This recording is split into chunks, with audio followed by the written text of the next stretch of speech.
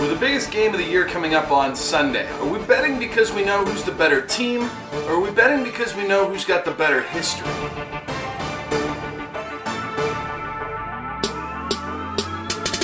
Oh hi, it's your old pal Dalby, and welcome to the Super Bowl, the biggest game of the year in the NFL. The New England Patriots taking on the Philadelphia Eagles. Thank you for coming to watch this video. If you haven't already subscribed to the channel, go ahead and do that, and maybe hit that like button just in case I'm about to pick a team that you're not exactly cheering for coming up on Sunday. I mean, I'm just saying, maybe you like the video, but then you're mad at who I pick, and then you don't like the video. The betting favorite by far in the Super Bowl this year is the New England Patriots. It's Brady, it's Belichick, it's history, it's a repeat. It's what we've seen time and time again. Brady with a chance to wear his 6th ring at the Super Bowl after this one is all over, and it seems like a foregone conclusion as it does every single year. It's the same thing. You can't beat Brady in big pressure games. Bill Belichick had 2 weeks to game plan for this, and the Patriots just win. Look at last year, down 28-3 against the Atlanta Falcons. They come back, they win the Super Bowl. Even in that game, when you were watching it, I was at a bar. When they were down 28-3, I said to the guy sitting next to me, I said, if this was any team other than the Patriots, I'd probably go home right now because it would be game over. Just 2 quarters later, they're hoisting the Lombardi Trophy. But this year is a little bit different, because while they showed weakness in the Super Bowl last year, leading up to the game against Atlanta, the Patriots were the Patriots. They were winning. This year, you look down the stretch of the regular season, close wins against teams like Pittsburgh, where, let's face it, they should have lost that game. They let Tennessee hang around for longer than anyone was expecting, and yes, I know, they beat the doors off Tennessee, but at the beginning, you all had that little thought of, ooh, something's happening here. And then, in the conference finals against the Jacksonville Jaguars, it took a traditional, typical fourth quarter comeback from Tom Brady for them to even make it to this point against a pretty upstart team with a pretty bad quarterback. Meanwhile, the Atlanta Falcons have been very different. I mean, there was the 14 weeks under Carson Wentz where they were the #1 team in the league, and it was sort of a foregone conclusion that they were going to be here.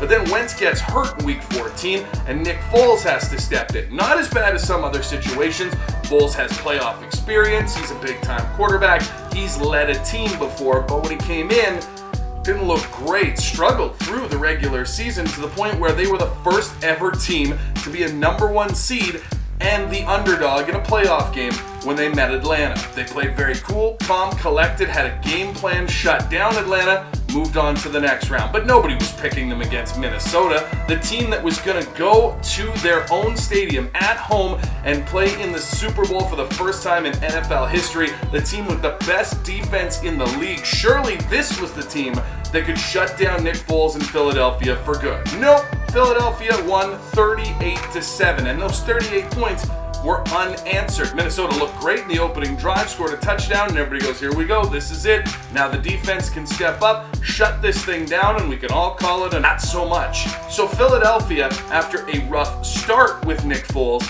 has basically completely dominated the games that they've played since. So take those 2 scenarios now. A team that has progressively gotten worse through the playoffs and a team that's progressively gotten better. Why is New England the favorite? Is it for any other reason than Bill Belichick with 2 weeks preparation and the fact that the Patriots have been here before? I heard a story this week about a guy who got himself a tattoo with all 6 New England Patriots Super Bowls. That's right, including the one that hasn't happened yet. And in an interview, he started talking about things like, oh, well, they have their backup quarterback. Oh, their defense isn't that good. But let's talk about that. Minnesota, not known for their offense, but they got points on the board throughout the season while their defense was handling things. Philadelphia put up 38 points against that team. Atlanta's defense was not terrible. They managed to get points against them as well. To say that the New England Patriots defense, one of the lower ranking defenses this season, is going to be just able to magically shut down this high-powered Eagles offense because it's Nick Foles and not Carson Wentz, despite evidence to the contrary from the past 2 weeks, it just seems silly.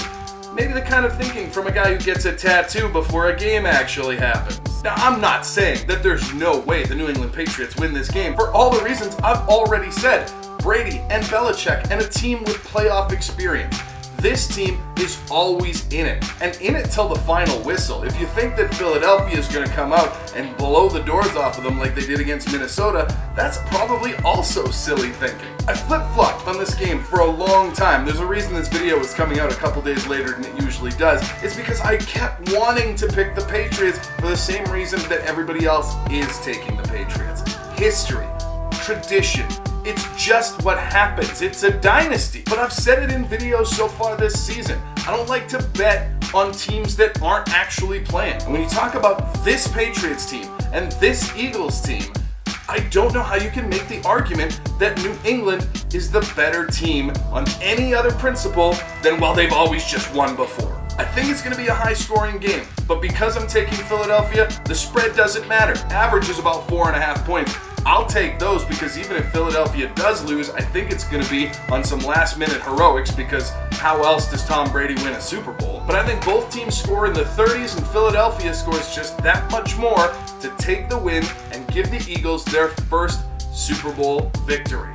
Now, if I'm wrong, hey, everybody else is right. Congratulations to the rest of you. But if you feel like taking a chance and you want to live in the now with your bets, take the Philadelphia Eagles to cover and win straight up in Super Bowl 52. I'm your old pal Dalby. Thanks for coming by to watch the video, and we'll find out what's happening on Sunday.